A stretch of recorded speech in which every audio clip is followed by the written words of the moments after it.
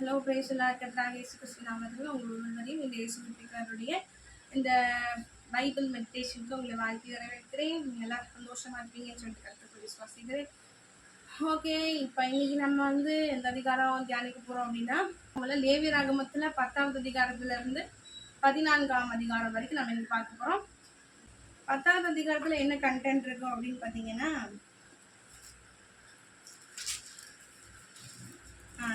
ஆரோனுடைய பசங்க 2 பேர், அவங்க பேர் என்ன அப்படின்னா நாதாபும் அபியும் என்ன பண்ணிட்டாங்க அப்படின்னா, அவங்க 2 பேருமே கர்த்தருக்கு பிரியமில்லாத அந்நிய அக்கினியை என்ன பண்ணிடுவாங்க, கர்த்தர் சந்நிதியில் கொண்டு வந்து கர்த்தர் சந்நிதிக்கு கொண்டு வந்துடுவாங்க. கர்த்தருக்கு பிரியமில்லாத அந்நிய அக்கினியை கர்த்தருடைய சந்நிதிக்கு கொண்டு வந்துடுவாங்க. அதுக்கப்புறம் என்ன ஆயிரும் அப்படின்னா, கர்த்தருடைய சந்நிதியிலேருந்து அக்னி புறப்பட்டு வந்து அவங்க 2 பேரையும் என்ன பண்ணிடுவாங்கன்னா பட்சித்து அவங்க கர்த்தருடைய சந்நிதியிலே செத்து போயிடுவாங்க. இது நடக்கும். மோசையை ஆரோனை பார்த்து சொல்வாரு, ஆரோனே அவங்க இன்னும் 2 பசங்க இருக்காங்கல்ல, அந்த 2 பசங்களை பார்த்தோம், நீங்கள் இந்த மாதிரி கர்த்தர் சொன்ன எல்லா பரிசுத்தமான அந்த உடைகள், அந்த கனம் பொருந்திய மகிமை பொருந்திய அந்த உடை, அந்த ட்ரெஸ் எல்லாம் போட்டுட்டு தான் நீங்கள் என்ன பண்ணணும்னா கர்த்தருக்கு பலியிடணும். அது மாத்திரம் இல்லாமல் கர்த்தரே டைரெக்டாக கர்த்தர் சொல்வார் ஆரோனையா கிட்ட என்ன சொல்வார் அப்படின்னா, நீங்கள் மது குடிச்சிட்டோ திராட்சரசம் குடிச்சிட்டோ எனக்கு என்ன பண்ணக்கூடாது, பலியிடக்கூடாது அப்படின்னு சொல்லிட்டு ஏசப்பாவே சொல்வார். இது நடந்த பிறகு மோசையா சொல்வார் திருப்பி ஆரோனையா கிட்ட, இந்த மாதிரி நீங்கள் உங்களுக்கு கர்த்தருக்கு பலியிடப்படுற இந்த பாவ நிவாரண பலியில சொல்வாங்க தகன அப்படின்னா உங்களுக்கு ஒரு பாவம் கொடுத்துருக்குறாங்கல்ல, அதை நீங்கள் என்ன பண்ணிடணும், இந்த கர்த்தருடைய சந்நிதியில் நின்று என்ன பண்ணிடணும், கர்த்தர் சந்நிதியிலே நீங்கள் அதை சாப்பிடணும் அப்படின்னு சொல்லி மோசையா சொல்வார். அதுக்கப்புறம் மோசையா என்ன பண்ணுவார் அப்படின்னா சொல்ல பிறகு அதுக்கப்புறம் பாவ நிவாரண பலி அவங்க என்ன பண்ணிட்டாங்க, சாப்பிட்டாங்களா இல்லை மீது வச்சுருக்காங்களான்னு சொல்லிட்டு பார்க்க போகும்போது பார்த்தீங்கன்னா அந்த பாவ நிவாரண பலி மிச்சமாக அங்கேயே இருக்கும். நீ ஏன் இப்படி பண்ணீங்க, ஏன் சாப்பிடலன்னு சொல்லிட்டு மோசையா கோவம் வந்துடும். கோவம் வந்தோடனே அதுக்கு ஆரோன் ஐயா சொல்வார், இன்னைக்கு தான் பலிவிட்டாங்க, இன்னைக்கு தானே என் பிள்ளைங்க 2 பேர் இறந்து போயிட்டாங்க, அதனால எப்படி இதை நாங்கள் சாப்பிட முடியும், நாங்கள் தீட்டா இருக்கிறோம்ல அப்படின்னு சொல்லிட்டு ஆரோன் ஐயா சொல்வார். ஓகே, இது மூலமாக நம்ம என்ன அப்படி பார்த்தீங்கன்னா, ஆண்டு என்ன சொல்றாருன்னா, இப்போ கர்த்தருக்கு பிரியமில்லாத அந்நிய அக்னி அப்படிங்கிறதுனா கர்த்தருக்கு இந்த 2 எஜமான நம்ம என்ன பண்ண முடியாது அப்படின்னா, 2 எஜமானங்களுக்கு நம்ம வேலை செய்ய முடியாது. ஒருத்தனை பகைச்சு ஒருத்தனுக்கு தான் வேலை செய்ய முடியும். இப்போ ஏசப்பாவுக்கு வேலை செய்யணும், பிசாசை பகைச்சு தான் ஆகணும். அதே மாதிரி அந்த மாதிரி தான் சரிங்களா. இப்போ ஆண்டவர் என்ன சொல்றாருன்னா, அனலும் குளிரும் இல்லாமல் இருக்கிறவங்களுக்கு அப்படிங்கிற அந்த கேட்டகரியில் இருக்கிறவங்கள ஆண்டவருக்கு பிடிக்காதான். அதுதான் ஆண்டவர் சொல்றாரு. அப்படிதான் அவங்க அந்நிய அக்னியை கர்த்தர் சந்நிதிக்கு கொண்டு வராங்க. கர்த்தர் சொல்லாத அக்னியை, கர்த்தருக்கு பிரியமில்லாத அக்னியை.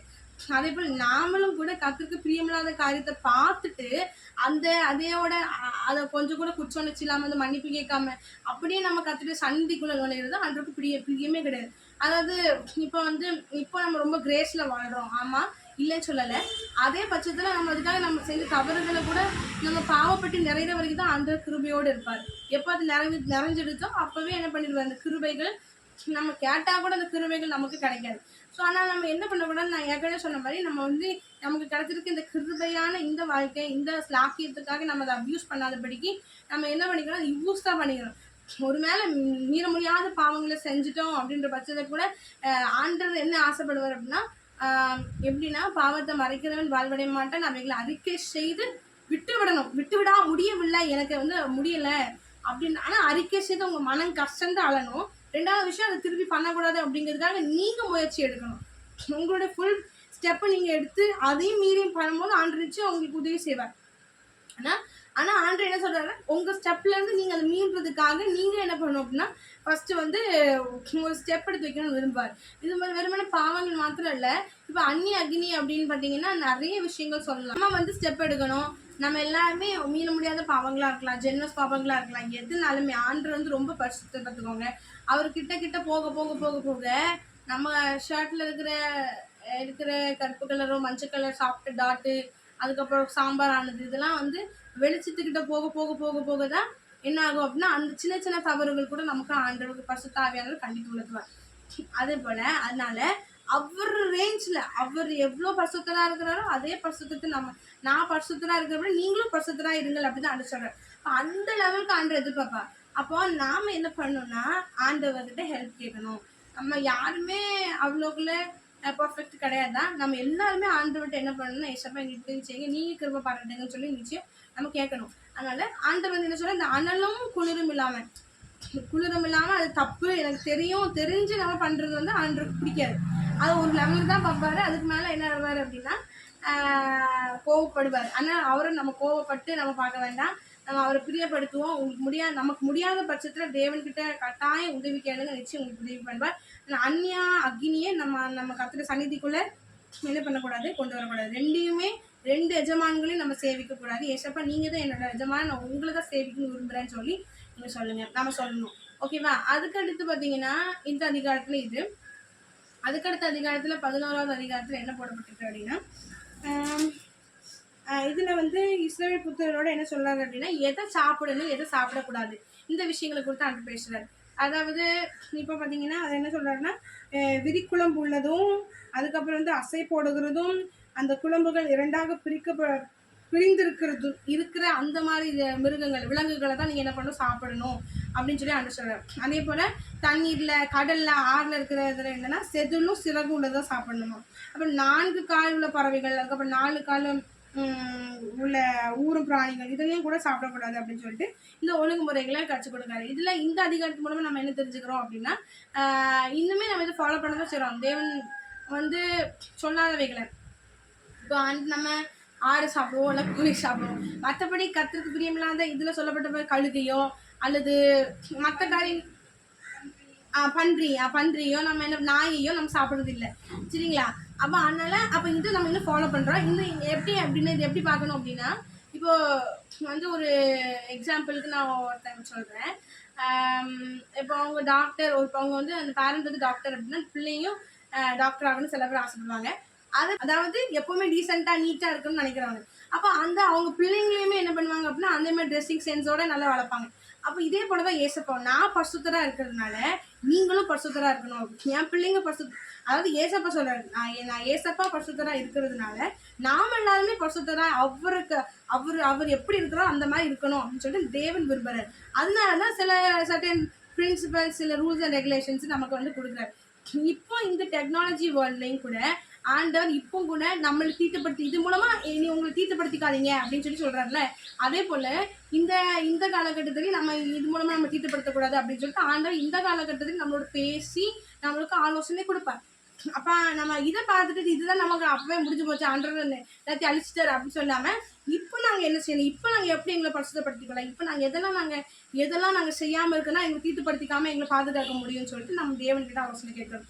அதுக்காக இப்போ நீங்கள் தேவ சமூகத்தில் காத்து வந்து ஏசப்பா நான் இந்த எப்படின்னா தண்ணிக்குள்ளே தான் தாமரை இருக்குது, ஆனால் தாமரையில் தண்ணி என்ன பண்ணாது, ஒட்டாது. மீன் வந்து உப்பு தண்ணிக்குள்ளே தான் இருக்குது, ஆனால் மீனில் வந்து உப்பு ஒட்டாது. அந்த மாதிரி தான் நம்மளும் உலகத்தில் தான் இருந்தாலுமே நம்ம உலக பிரகாரமான காரியங்கள் நம்ம மேலே ஒட்டாமல் இருக்கிறதுக்கான வழிகளை ஆலோசனைகளை தேவக்கிட்ட நம்ம என்ன பண்ணணும், கேட்கணும், அதை பெற்றுக்கொள்ளணும். ஓகே. அதுக்கடுத்து பார்த்தீங்கன்னா இது 11வது அதிகாரம். 12வது அதிகாரத்தில் வந்து இது வந்து என்ன பண்ணுறதுன்னா, இது வந்து ஒரு என்ன சொல்றது, இது ஒரு பிரமாணம் தான். ஆனால் யாருக்கான பிரமாணம்னு பார்த்தீங்கன்னா, இந்த ஆண் பிள்ளை பெற்றவங்க வந்து என்ன பண்ணியிருப்பாங்க அப்படின்னா, ஆண் பிள்ளை பெற்றவங்க வந்து 7 வாரத்துக்கு தீட்டார், 7 நாளைக்கு தீட்டா இருப்பாங்க. அவங்க சூதக ஸ்திரீன்னு சொல்லி விளக்கமாக வச்சுருவாங்க. அதுக்கப்புறம் 8ஆம் நாளுக்கு அப்புறம் என்ன பண்ணணும் அப்படின்னா வித்து சேதனை பண்ணணும் அப்படின்னு போடப்பட்டிருக்கு. அதுக்கப்புறம் அவளுக்கு வந்து ஒருவேளை பெண் பிள்ளையை பெற்றாங்க அப்படின்னா அவங்க வந்து என்னமோ 2 வாரத்துக்கு சூதக ஸ்திரீயை போல தீட்டா இருப்பாங்கன்னா 66 நாளுக்கு உதிர சுத்திகரிப்பு நிலையில இருக்கணும் அப்படின்னு சொல்றாங்க. அப்போ ஆண் பிள்ளைன்னு 33 நாளைக்கு. அதுக்கப்புறம் பார்த்தீங்கன்னா அந்த ஆண் பிள்ளையோ பெண் பிள்ளையோ பெற்றவங்க என்ன பண்ணணும்னா சர்வாங்க தகன பலியும் பாவ நிவாரண பலியும் கொண்டு வரணும், ஒரு ஆட்டுக்குட்டியை கொண்டு வரணும். அதுக்கப்புறம் பாவ நிவாரண பலிக்கு வந்து இந்த பறவைகள் காட்டுப்புறாவை கொண்டு வரணும். அதே போல் ஒருவேளை அவனுக்கு வந்து இந்த ஆட்டுக்குட்டியை வாங்குறதுக்கான சக்தி, அந்த தகுதி, அந்த பலன் இல்லாத பட்சத்தில், திராணி இல்லாத பட்சத்தில் என்ன பண்ணணுமா, ரெண்டு காட்டுப்புறாவையும் 2 புறா குஞ்சியும் என்ன பண்ணுவோம் சர்வாங்க தகன பலியை கொண்டு வரணும்னு சொல்றாரு. அதுக்கப்புறம் பாவ நிவாரண பலியை கொண்டு வர்றதுக்கு அதே போல் பாவ நிவாரண பலி கொண்டு வரணும்னு சொல்லி சொல்கிறாங்க. அப்போ மொத்தத்தில் அதுக்கப்புறம் கர்த்தருக்காக என்ன பண்ணுங்கிறாங்க, பலி இடணும் அப்படின்னு சொல்லி சொல்கிறாங்க. இப்போ இந்த விஷயத்த வந்து இந்த பிரமாணத்தை அன்றிருந்து உடச்சிட்டாரு. ஏன் அப்படின்னா முன்னாடிலாம் இந்த மாதிரி இருந்திருக்கு, சர்ச்சுக்கு போகக்கூடாது அப்படின்ற மாதிரி. ஆனால் இதெல்லாம் இப்போ நம்ம என்ன பண்ணுறதில்ல, ஃபாலோ பண்ணுறதில்ல. பேசுகிற சிலுவையில் அறையப்பட்டது நிமித்தம் இதெல்லாம் என்ன பண்ணுறது, உடைக்கப்பட்டுருச்சு. எப்படின்னு பார்த்தீங்கன்னா அவங்க எல்லாருக்குமே தெரியும், பெரும்பாலுள்ள ஸ்திரீன்னு சொல்லிட்டு நம்ம பைபிளில் ஒரு கதை கேட்டிருப்போம்ல, எல்லாருக்குமே தெரிஞ்ச கதை. இந்த பெரும்பாடு உள்ள ஸ்திரீ மூலமா தான் இந்த இந்த பிரமாணத்தை அன்று உடைக்கணுங்கிறதுக்காக தான் வந்தார். அதே போல எந்த பிரமாணத்தை அன்று வந்து என்ன பண்ண உடைக்கிறதுக்காக எந்த ஒரு சந்தர்ப்பத்தின் மூலமா அதை உடைச்சார் அப்படின்னு பார்த்தீங்கன்னா பெரும்பாடு உள்ள ஸ்திரீ.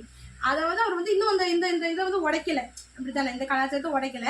அந்த பெரும்பாலும் உள்ள ஸ்திரீ வந்து அவருடைய என்ன, நான் சுகமாகணும், எத்தனையும் டாக்டர்ஸ் கிட்ட போயிட்டாங்க, அந்த முடியாத பட்சத்தில் ஏசப்பா கிட்ட வராங்க. வரும்போது ஏசப்பா ட்ரெஸ் அவங்களுக்கு தொடக்கூடாது, அவள் தீட்டானவ அவள் தொடவே கூடாது. ஆனால் மீறி அவள் என்ன பண்ணுறா அப்படின்னா அவங்க தொட்டது நிமித்தம் அந்த பிரமாண சுக்குநூறு அந்த இடத்துல உடைக்கப்பட்டுடுச்சு. இப்போ இது மாத்திரம் இல்லாமல் இன்னும் நம்ம பார்க்கலாம், கானானிய ஸ்திரீ பார்த்தீங்கன்னா கானானிய ஸ்திரீ என்ன பண்ணுவாங்க அப்படின்னா இயேசு கிறிஸ்து யூதர்களுக்காக தான் வந்தார். ஆனால் பிரஜாதியார்களுக்கும் இந்த சுவிசேஷம் போகிறதுக்கான காரணமாக இருந்தது அந்த பிரமாணத்தை உடைச்சது யார் அப்படின்னா நம்ம கானானிய ஸ்திரீ மூலமாக கற்று உடைச்சார். அப்போ அவங்க அது ஏன்னா அவங்க வந்து ஐயா தின்னுமே அவர் சொல்லுவார், பிள்ளையின் அப்பத்தை எடுத்து எப்படி நாய்க்குட்டிகளுக்கு போட முடியும் அப்படின்னு சொல்லுவார். அப்போ கீழே செஞ்சுறதெல்லாம் நாய்க்குட்டி என்ன பண்ண தின்னுமே அப்படின்னு சொல்லி அழகான ஜெபம் பண்ணி கானானிய ஸ்திரீ என்ன பண்ணிட்டாங்க அப்படின்னா ஏசப்பாவை பிரஜாதி மற்ற ஜாதியார்களுக்கும் அதுக்காகவும் ஏசப்பா வந்தார் அப்படின்ற மாதிரி இவங்க மூலமா அந்த பிரமாணம், இந்த ஒரு யூதர்களுக்காக வந்த பிரமாணம் உடைக்கப்பட்டுச்சு. இப்போ எனக்குள்ள ஒரு டவுட் இருந்துச்சு, என்னடா எதுக்கு அப்பயே முன்னாடி அந்த மாதிரி பிரமாணங்கள் இருந்துச்சு அப்படின்னு பார்த்தீங்கன்னா என்னன்னா இப்போ எல்லாமே நம்ம இப்போ கூட அப்படிதான் சில விஷயங்கள் ரூல்ஸ் அண்ட் ரெகுலேஷன்ஸ் கற்று நம்ம சொன்னால் அது அப்படியே நம்ம விக்கிரகமாக்கிடுவோம். யூதர்கள் கூட என்ன பண்ணியிருக்காங்க, அப்போ கொடுக்கப்பட்ட அந்த இது வந்து ஒரு பெர்ஸ்பெக்டிவ் அப்படிதான் நினைக்கிறேன். இது ஒரு கோணத்துலேருந்து பார்க்கும்போது இது வந்து நமக்கு வழங்குது. என்னன்னா இதுக்கு நான் நிறைய அர்த்தங்கள் இருக்கலாம், நம்ம சொல்ல முடியாது. என்ன சொல்கிறேன் அப்படின்னா ஏன் அன்று அப்போ கொடுத்துட்டு இப்போ உடைக்காரு அப்படின்ற பட்சத்தில் ஒருவேளை அவங்க இந்த பிரமாணங்களை இதெல்லாம் வந்து விக்கிரகமாக்கிட்டாங்களோ அப்படின்ற மாதிரி ஃபீல் பண்ணேன். ஒருவேளை இது விக்கிரகமாக்கி இதை கத்தரை பிரியப்படுத்துறது காட்டிலும் இதை வந்து ரொம்ப உளுந்து செஞ்சுட்டு இந்த வெளியரங்கமாக நல்லா செஞ்சுட்டு உள்ள நம்ம வந்து வெள்ளடிக்கப்பட்ட கல்லறை மாதிரி இருந்திருக்கலாம். யூத பரிசு சசியரை பற்றி அப்படி சொன்னாங்க, நீ வெள்ளடிக்கப்பட்ட கல்லறைன்னு சொல்லி கூட சொல்வார் யோவான். அப்போ அந்த மாதிரி பார்த்தீங்கன்னா அப்போ அப்படியே வந்து அவங்க வந்து செஞ்சுட்டாங்களோ, ஆபிரகாமா மோசேயாவை இதெல்லாம் வந்து விக்கிரகமாக்கி ஏசப்பா உண்மை தேவனை மறந்துட்டாங்களோ அப்படி அதனாலதான் ஒருவேளை அன்று வந்து இது எல்லாத்தையும் உடைக்கணும் அப்படின்றதுக்காக வந்திருக்கலாம். ஆனால் பைபிளில் போடப்பட்டிருக்கு நியாயப்பிரமான அநேக காரியங்கள் நிறைவேற்றுவதற்காக வந்தேன்னு சொல்லிட்டு இந்த மாதிரியான விஷயங்கள் தான் என்ன பண்ணப்பட்டிருக்குன்னா உடைச்சிருக்காரு. ஓகே, அது இது மூலமா அதுக்கப்புறமும் ஒன்று இருக்குது. இது போல நான் இப்போ சொன்னேன்னா இப்போ டெலிவரி ஆன அந்த ஸ்திரீக்கான ஒரு இது சொன்னோம்.